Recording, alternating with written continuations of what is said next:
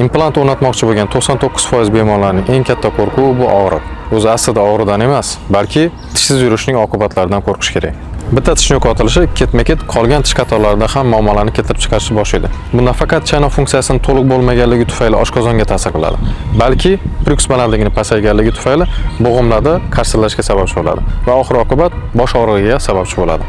Vaqtida bitta tish yo'qotilganda o'rnini qayta tiklamaslik qo'shimcha suyak o'stirishga sababchi bo'ladi. Bu esa qo'shimcha travma va qo'shimcha xarajat degani. Xulosa o'zingizdan. Kichkina va asossiz qo'rquv sizni qanaqa muammolarga olib kelyapti?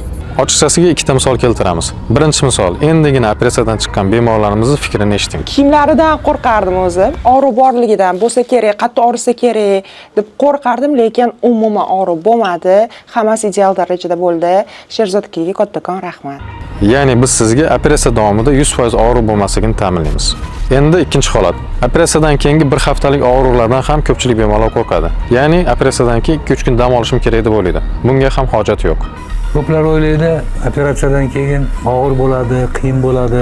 Bunaqa narsalarni sezganim yo'q. Yoshim ancha katta bo'lgani bilan bu yerdagi yigitlar shunday qilib operatsiya qilishdiki, hech qanaqa endi bunaqa yomon og'riqlarni sezganim ham yo'q. Bezovta ham bo'lganim yo'q bu og'riqlardan. Videoni oxirigacha ko'rgan bo'lsangiz, jarayonni og'riq ekanligini tushundingiz. Bu videoni implantatsiyadan qo'rqib yurgan tanishingizga jo'natib qo'ying.